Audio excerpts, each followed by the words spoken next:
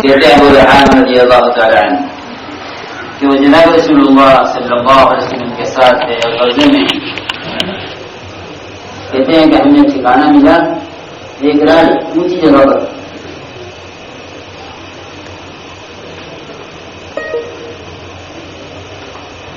تو اونچی جگہ پر سردی زیادہ ہوتی ہے، ہمیں سردی لگی، یہاں تک کہ میں نے دیکھا ہے لوگوں کو کہ زمین میں گڑھے کھود کر ان میں ایک آدمی بیٹھ جاتا اور اوپر سے اس گڑھے کے اوپر ڈھال رکھ دیتا۔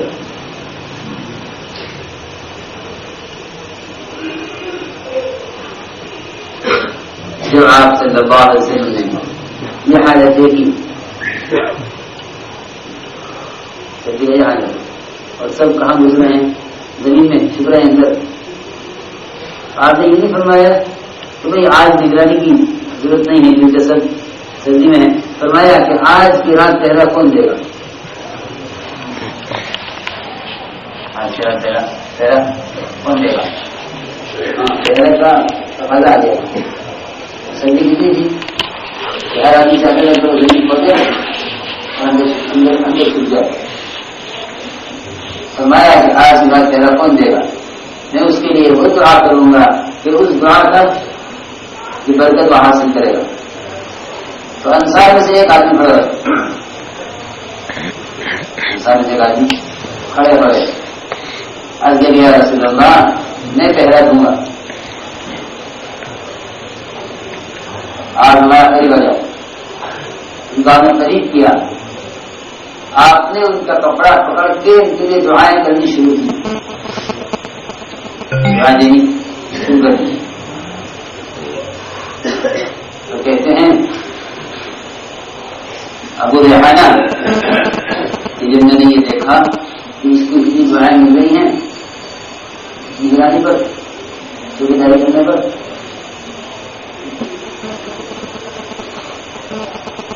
میں نے ابھی اپنا کو پیش کیا کہ جی میں بھی ایک آدمی ہوں، میں بھی پہلے بھی بھیا دعائیں دیکھی کہ آپ کو آپ کی دعائیں مل رہی ہیں تو آگے بڑھے۔ میں بھی پہلا دوں گا، میں تم کون ہوں؟ میں ابو ریحانہ ہوں۔ تو کہتے ہیں ابو ریحانہ کہ آپ صلی اللہ علیہ وسلم نے میرے ساتھی کے لیے دعائیں زیادہ کی، میرے لیے کم کی۔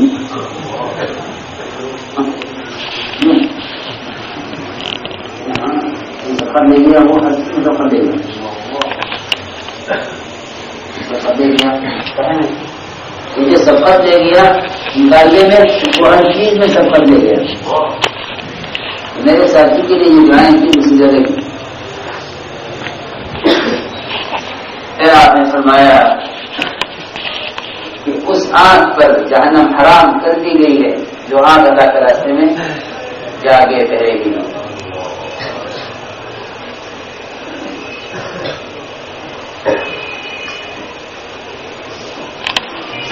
اللہم صلی علی بزرگوں، جس طرح ہم دین کو دنیا کے لیے برباد کر رہے، صحابہ کرام دین کے لیے دنیا کو برباد کرتے تھے۔ ہم یہ سمجھتے ہیں کہ ہجرت میں خرچ کرنا صرف سفر ہجرت کی ضروریات میں خرچ کرنا ہے، نہیں، صحابہ کرام نے ہجرت کے راستے میں بھی خرچ کیا، ہجرت کے لیے بھی خرچ کیا، کہ ہجرت کو اپنی ساری پونجی پر ترجیح دی۔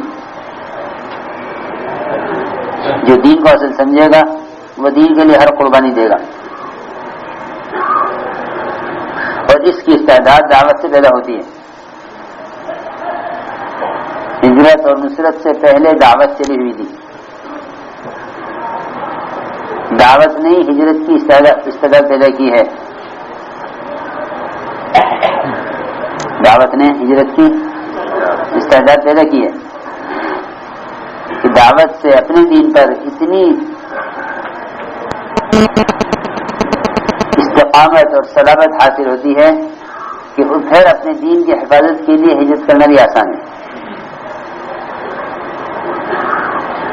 کہ امت میں اگر سمجھتے تھے کہ امت میں سے دعوت نکل گئی تو ہجرت اور نصرت کی استعداد بھی نکل جائے گی۔ ہجرت رسول کی استعداد امت میں سے ختم ہو جائے گی.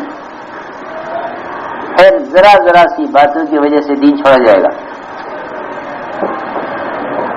میرے دوستوں، حالات کی وجہ سے کیا بلکہ خواہشات کی وجہ سے بھی دین چھوڑا جائے گا. وجہ سے خواہشات کی وجہ سے صحابہ کرام نے ہر حال میں ہجرت کی ہے.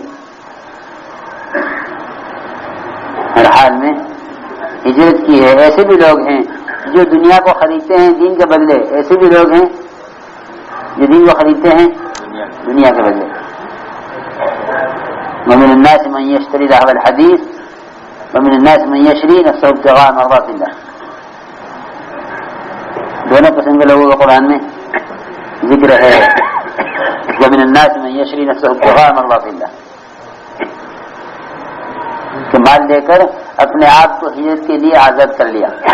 یہ مال لے لو، مجھے ہجرت کرنے دو.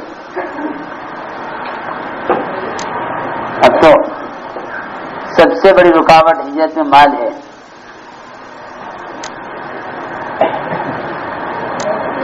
دوسری رکاوٹ ہجرت کے لیے مال ہے. صحابہ کی ہجرت میں رکاوٹ مشرکین تھے تو وہ مشرکین سے معاملہ کر لیتے تھے کہ تم یہ مال لے لو، ہمیں ہجرت کرنے دو. تو اللہ نے قرآن میں آیت نازل فرمائی ان صحابی کے لیے جنہوں نے ہجرت کے لیے اپنا مال سارا کا سارا دے دیا مشرکین کو کہ تم میرا مال لے لو، مجھے ہجرت کرنے دو. کہ اللہ کو زیادہ اتنی پسند ہے کہ کتنے عرصے کے بعد یہ واقعہ پیش آیا اور قرآن میں کب سے یہ آیت لکھی ہوئی ہے. تو قرآن وہ تاریخ ہے جو واقعات ہونے سے پہلے لکھی گئی اور ہر واقعہ اس کے مطابق ہوا، چھوٹا بڑا سب.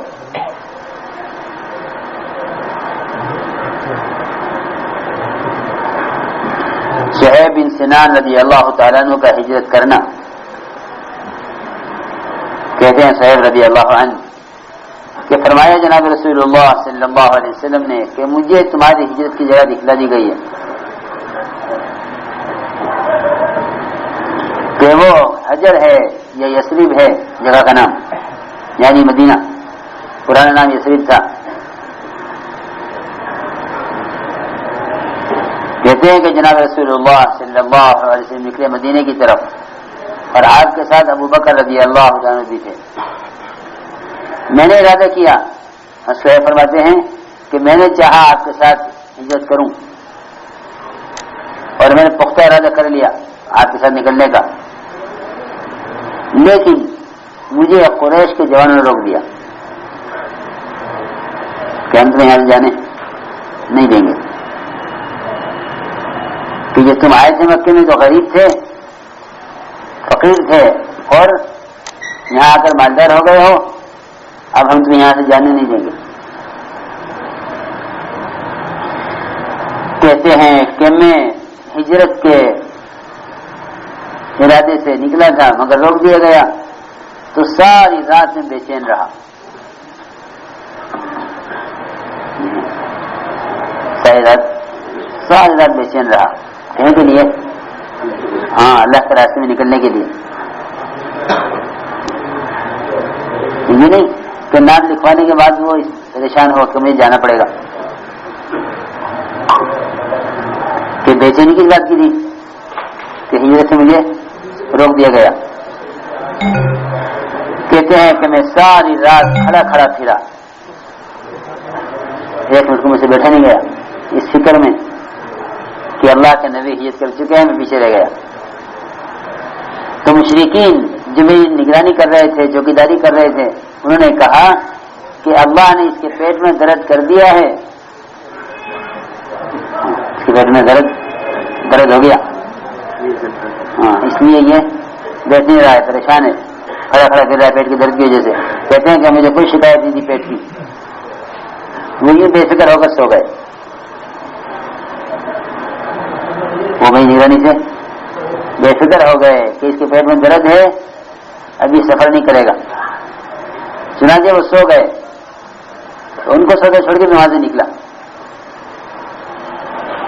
لیکن میرے نکلنے کے بعد کچھ لوگوں نے میرا پیچھا کیا اور مجھے پکڑ لیا اور مجھے واپس جانے پر آمادہ کیا، مجبور کیا کہ واپس چلو۔ میں نے ان سے کہا کہ اگر میں تمہیں سونا دے دوں جو میرے گھر کی چوکھٹ کے نیچے دبا ہوا ہے، میں وہ تمہیں دے دوں اور تمہیں راستہ چھوڑ دو، چنانچہ اس پر تیار ہو گئے۔ کہتے ہیں کہ میں ان کو لے کر گیا مکہ مکرمہ اور میں نے ان سے کہا کہ میرے گھر کی چوکھٹ کے نیچے سے کھدائی کرو، یہاں سونا نکلے گا۔ چنانچہ انہوں نے کھودا اور سونا نکلا، اور پھر یہ کہا کہ فلاں عورت کے پاس جاؤ اور 2 جوڑے اس کے پاس نہیں رکھے ہوئے وہ بھی تم لے لو۔ سونا کپڑا جو کچھ تھا سب دے دیا، اور کہتے ہیں کہ میں وہاں سے نکلا یہاں تک کہ سیدھا پہنچا جناب رسول اللہ صلی اللہ علیہ وسلم کے پاس۔ آپ قبا میں تھے، ابھی تک آپ مدینہ منتقل نہیں ہوئے تھے۔ جب آپ نے مجھے دیکھا دور سے دیکھ کے فرمایا کہ ابو یحییٰ تمہاری سوداگری بڑی نفع کی رہی، حالانکہ میں نے کسی سے نہیں کہا تھا، مجھ سے پہلے کوئی نہیں آیا آپ کے پاس خبر لے کر، اور آپ کو کسی نے نہیں بتایا سوائے جبرائیل کے، کہ آسمان سے جبرائیل آئے اور آ کر آپ کو خبر کی کہ صہیب بن سنان نے یہ معاملہ کیا ہے اپنی ہجرت کے لیے۔ ایک روایت میں ہے کہ جب یہ ہجرت کر کے چلے آپ کی طرف تو قریش کے مشرکین نے ان کو روک لیا، یہ اترے اپنی سواری سے اور انہوں نے اپنے تیر نکالے اور تیر نکال کے یہ کہا کہ قریش تم جانتے ہو کہ میں تمہیں سب سے اچھا تیر انداز ہوں، اور خدا کی قسم تم میں ہجرت میری طرف آئے گا میں اس کے جسم میں یہ تیر پیوست کر دوں گا، اور جب میرے تیر ختم ہو جائیں گے تو پھر میں تلوار سنبھالوں گا، جب تک تلوار میرے ہاتھ میں رہے گی، یہ تلوار کا کوئی حصہ بھی میرے ہاتھ میں رہے گا، میں اس وقت تک لڑوں گا، پھر تمہیں اختیار ہے جو چاہے کرنا، اور اگر یہ تم چاہو تو میں تمہیں مال دے دوں، مکہ میرا مال ہے، تم میرے راستے چھوڑ دو، تمہیں اختیار ہے، چاہو مقابلہ کر لو چاہو مال لے لو۔ ان لوگوں نے کہا کہ ہمیں یہ منظور ہے کہ تمہیں مال دے دو، چنانچہ انہوں نے ان کو جگہ بتلائی جہاں مال دبا ہوا تھا، تو اس طرح اللہ نے آیت نازل فرمائی کہ لوگوں میں سے وہ بھی ہیں جو اللہ کی رضا کے لیے اپنے آپ کو بیچ ڈالتے ہیں، مال دے دیا اور اپنے آپ کو اللہ کے لیے۔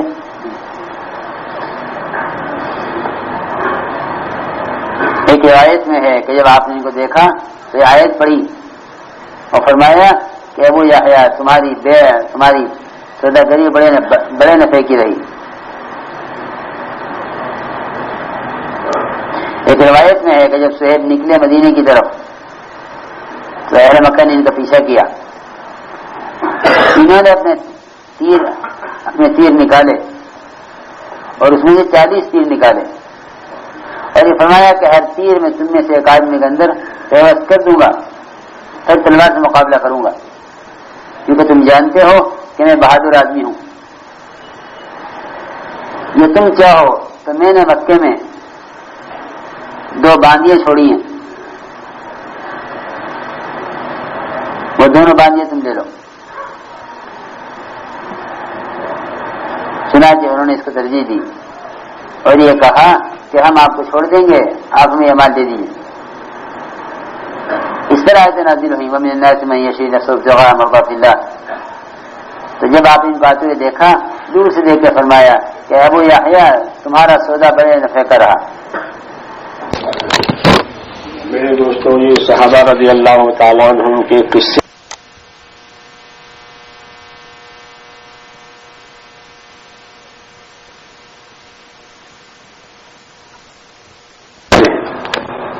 جب کسی کام کا عشق اور محبت دل میں بیٹھ جاوے بس پھر وہ سب کچھ کرا دے گے، ہر کڑوا بھی میٹھا لگے محبت کے اندر، اور ہر سختی آسانی، ہر چیز میں مٹھاس آنے لگتی ہے، اور سوائے اس پیاری چیز کے اور کوئی چیز آگے نہیں آتی، وہی پیاری چیز آگے آ جاتی ہے۔ تو صحابہ کے ساتھ یہ مسئلہ ہو گیا تھا، جیسے مولانا الیاس صاحب فرماتے تھے کہ لوگ جن کی محنت کریں گے تو ان کے دلوں میں اللہ تعالیٰ کے حکموں کی محبت آ جائے گی، جیسے دنیا پر محنت کرتے کرتے چیزوں کی محبت آ گئی ہے، وہ چیزوں کو آگے رکھتے ہیں، چیزوں کا فکر ہوتا ہے، ایسے ہی اللہ تعالیٰ کے حکموں کو آگے رکھا جائے گا، اللہ تعالیٰ کے حکموں کی محبتیں پیدا ہوگی، پھر حکم کے لیے جو چیز کرواؤ اس کے لیے تیار، وفاداری آ جائے گی، پوری پوری تابعداری حاصل ہو جائے گی۔ تو یہی بات بنی ہوئی تھی، اور یہی بات حضرت نے بھی فرمائی تھی کہ یہ کام کرتے کرتے محبت ہو گئی، کس سے؟ کہ کام سے، کام کی حقانیت واضح ہو گئی کہ یہ حق ہے، اس کے ساتھ اللہ کی کامیابی اور اس کے ساتھ اللہ کی مدد ہے، اس کے یہ بات دل میں بیٹھ گئی، اس لیے اب کوئی چیز مانے نہیں ہوتی تھی، کوئی چیز رکاوٹ نہیں بنتی تھی، بلکہ اپنے جتنے اسباب ہیں، جتنا ساز و سامان ہے، اس کو بھی اصل کام کی مدد میں استعمال کر لیتے تھے۔ اس طرح دنیا بھی خیر و برکت کا ذریعہ بنتی تھی، رکاوٹ یا وبال نہیں بنتی تھی۔ تو اس کی دو مثالیں یہاں دی ہے، ایک ابو خیثمہ کی مثال دی ہے اور ایک ابو ایوب کی مثال دی ہے۔ حضرت ابو ایوب رضی اللہ تعالیٰ عنہ انصاری صحابی ہیں، مشہور اور پرانے آدمی ہیں، اور یہی رسول صلی اللہ علیہ وسلم کے میزبان ہیں، حضور انہی کے مہمان ہوئے ہیں، انہی کے گھر میں حضور نے اپنا پڑاؤ کیا ہے، اور آپ انہی کے گھر میں ٹھہرے ہیں مدینہ کی ہجرت کے موقع پر۔ یہی تھے اصل مہمانی کرنے والے آپ کی، اس لیے انہوں نے ساری عمر وفاداری کی ہے، جیسے ابھی قصے میں آئے گا۔ اور یہ دوسرے ابو خیثمہ، یہ بھی مدینے کے رہنے والے ہیں، یہ بھی اب ان کی وفاداری کا یہ واقعہ ہے اللہ کے ساتھ اور اس کے کام کے ساتھ۔ تو ابو خیثمہ کا قصہ، یہ تاجر آدمی ہے، تجارت کے لیے چلے گئے تھے۔ تو راوی کہتے ہیں جب ابو خیثمہ اپنے تجارتی کام سے واپس آئے، اور یہ اس وقت واپس آئے جبکہ رسول صلی اللہ علیہ وسلم تبوک کے لیے روانہ ہو چکے تھے، اور روانہ ہوئے بھی آپ کو چند دن ہو چکے تھے۔ تبوک کا واقعہ 9 ہجری میں ہوا ہے، اور رجب کا مہینہ تھا، گرمی کا زمانہ تھا۔ آپ صلی اللہ علیہ وسلم بذات خود اور آپ کے تمام صحابہ تقریباً اس کام کے لیے تبوک کے موقع کے لیے نکل چکے تھے اللہ کے راستے میں۔ مدینے میں لوگ تھے ہی نہیں سوائے منافقوں کے، یہ تجارتی کام سے گئے تھے، اب آئے ہیں، اور آپ جا چکے ہیں اور گئے ہوئے اب دن ہو چکے، تو یہ اپنے گھر لوٹے ہیں، اور گرمی کا زمانہ تھا، چونکہ بڑے آدمی تھے، رئیس آدمی تھے، 2 بیویاں تھیں ان کی، اور باغ میں ان دونوں کے لیے الگ الگ جگہ بنی ہوئی تھی، ان کے خیمے بنے ہوئے تھے باغ میں۔ ان کو معلوم ہوا دونوں کو کہ ہمارے میاں آ رہے ہیں تجارت سے واپس، تو ان دونوں بیویوں نے ان کے استقبال میں اور ان کے اکرام میں پانی کا چھڑکاؤ کیا، جگہ کو ٹھنڈا بنایا، ٹھنڈا پانی تیار کیا پینے کے لیے، اور گرم کھانا تیار۔ جب جیسے آئے دونوں نے اپنی جگہ پر یہ بات کی تیاری کر لی تھی، یہ پہنچ گئے اپنے گھر اپنی جگہ پر، تو جاتے ہی باغ جو ان کا تھا جہاں ان کا پڑاؤ تھا اس کے دروازے پر کھڑے ہو گئے، تو انہوں نے یہ سارا نظارہ دیکھا کہ دونوں بیویاں ان کے استقبال میں ہیں اور یہ ساری تیاریاں کر رکھی ہیں۔ تو انہوں نے کہا کہ اللہ کا نبی تو گرمی میں، لو میں، اور ابو خیثمہ ٹھنڈے سائے میں، کھانے میں اور بیویوں میں اور اپنے مال میں مقیم رہے، یہ انصاف نہیں ہے۔ اپنے اوپر خود ہی فیصلہ کر رہے ہیں کہ یہ انصاف کی بات نہیں ہے۔ اس لیے اپنی بیویوں سے کہا میں خدا کی قسم کھاتا ہوں میں کبھی اندر نہیں آؤں گا، جب تک کہ میں رسول صلی اللہ علیہ وسلم سے ملاقات نہ کر لوں، اس لیے میرے سفر کا انتظام کرو۔ چنانچہ ان دونوں بیویوں نے جیسے کھانے پینے کا انتظام کیا تھا اب سفر کا انتظام کر دیا، انہوں نے اپنی اونٹنی لا کر کے اس پر اپنا سامان لگایا، کجاوا کسا اور نکل گئے حضور صلی اللہ علیہ وسلم کے پیچھے آپ کی تلاش میں، اور پہنچ گئے تبوک میں۔ راستے میں ان کو عمیر بن وہب جمحی ملے۔ یہ عمیر بن وہب جمحی مکہ کے رئیسوں میں سے تھے، سرداروں میں سے تھے قریش کے۔ یہ اسلام لائے تھے، بہت تیز آدمی تھے، ان کے قصے بھی حیات الصحابہ میں ہیں۔ انہوں نے بہت ستایا تھا، پھر اللہ نے ان کو ہدایت دی، توبہ کی، اور یہ بھی وفادار بن گئے تھے۔ تو یہ بھی اکیلے تھے، اور یہ بھی تبوک کے ارادے سے یہ بھی چل دیے تھے، یہ بھی ادھر سے چل دیے، وہ ادھر سے چل دیے۔ راستے میں دونوں اکٹھے ہو گئے اور تبوک پہنچتے دونوں قریب ہو گئے ایک ساتھ۔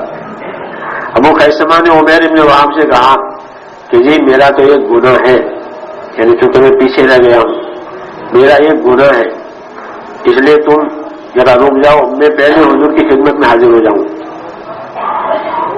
چنانچہ حضور کی خدمت میں حاضر ہوئے، اور ابھی قریب میں تھے، تبوک وہ پہنچنے ہی والے تھے۔ لوگوں نے کہا کہ کوئی سوار آ رہا ہے، گردہ اڑ رہا ہے۔ آپ نے فرمایا کہ ابو خیثمہ ہو یہ تو۔ جب ظاہر ہوا لوگوں نے کہا رسول اللہ واقعی ابو خیثمہ ہی ہے۔ چنانچہ وہاں پہنچ گئے، حضور کے سامنے حاضر ہوئی، آپ کو سلام کیا۔ آپ نے فرمایا تمہارا بھلا ہو ابو خیثمہ۔ انہوں نے اپنا سارا قصہ سنا، جیسا ایسا ہوا، بیویوں کے ساتھ یہ ہوا، سفر سے میں واپس آیا تو حضور نے ان کے بارے میں بھلائی اور خیر کی بات فرمائی۔ دوسری روایت میں ہے کہ میں خود پیچھے رہ گیا تھا، جب میں باغ میں گیا تو میں نے اپنے باغ کا یہ منظر دیکھا، میرے اکرام استقبال کا، اور میں نے بیویوں کو دیکھا تو میں نے بیویوں سے یہ کہا کہ یہ تو بالکل انصاف نہیں ہے کہ اللہ کا نبی لو میں، گرمی میں، اور میں سائے میں، نعمت میں۔ اس لیے میں اپنے اونٹنی کی طرف متوجہ ہوا اور میں نے اپنی اونٹنی پر اپنا سامان لگایا، اور جو کھجوریں تھی گھر میں وہ لے لی سامان میں راستے میں کھانے کے لیے۔ اور بیوی پوچھنے لگی کہ ابو خیثمہ کہاں جا رہے ہو؟ لیکن میں تو نکل ہی گیا، اور میری مراد تھی حضور صلی اللہ علیہ وسلم تک پہنچنے کی۔ راستے میں عمیر بن وہب مل گئے، میں نے کہا بھائی تو ہمت والا آدمی ہے، میں گنہگار ہوں، اس لیے تم مجھے پہلے جانے دے تاکہ میں تنہائی میں آپ سے مل لوں، میں پیچھے رہ گیا ہوں۔ جب میں لشکر کے قریب پہنچ گیا تو لوگوں نے دیکھا، اور وہی بات ہوئی جو دوسری روایت کہ ابو خیثمہ ہو یہ تو۔ چنانچہ ابو خیثمہ ہی نکلے گرد و غبار میں سے۔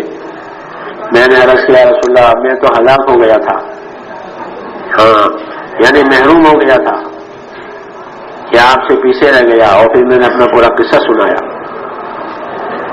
تو یہ دو قصے ہیں ابو خیثمہ کے، اور ایک ابو ایوب رضی اللہ تعالیٰ عنہ کے۔ ابو ایوب رضی اللہ عنہ کا قصہ تھا کہ ابو ایوب رضی اللہ تعالیٰ عنہ نے، محمد ابن سیرین کہتے ہیں کہ ابو ایوب رضی اللہ تعالیٰ عنہ رسول صلی اللہ علیہ وسلم کے ساتھ ہر موقع پر شریک رہے، بدر میں، احد میں، کبھی بھی پیچھے ہی نہیں رہے۔ اور پھر آپ کے بعد جب بھی کوئی لشکر یا جب بھی کوئی اللہ کے راستے کا قافلہ نکلتا یہ چلے جاتے، ایک مرتبہ نہیں گئے تھے۔ اور اس وقت میں ذمہ دار تھا ایک نوجوان، اور یہ نوجوان عبد الملک ابن مروان تھا، یہ تھا امیر، تو اس لیے نہیں گئے ان کے ساتھ، بس اس سال نہیں گئے۔ لیکن اس کے بعد میں بہت پچھتاتے رہے کہ کوئی بھی امیر بنے، کوئی بھی ذمہ دار بنے، مجھے تو اللہ کے لیے کرنا چاہیے تھا، میں کیوں نہیں گیا، پچھتاتے رہے، ایک ہی مرتبہ نہیں گئے اللہ کے راستے میں۔ پھر اس کے بعد میں یہ ایک اور موقع پر جب کہ یزید بن معاویہ یہ امیر تھا فوج کا، اس میں یہ گئے اللہ کے راستے میں، یہ بیمار ہو گئے، 90 سال کے قریب عمر پائی تھی ابو ایوب رضی اللہ عنہ نے، یہ بیمار تھے۔ تو امیر جماعت جو ہے وہ بیمار پوشی کے لیے آیا کہ کوئی خدمت آپ کی؟ فرمایا میری خدمت یہ ہے کہ جب میں مر جاؤں تو میرے لاش کو لے کر کے چلنا اپنی فوج کے ساتھ۔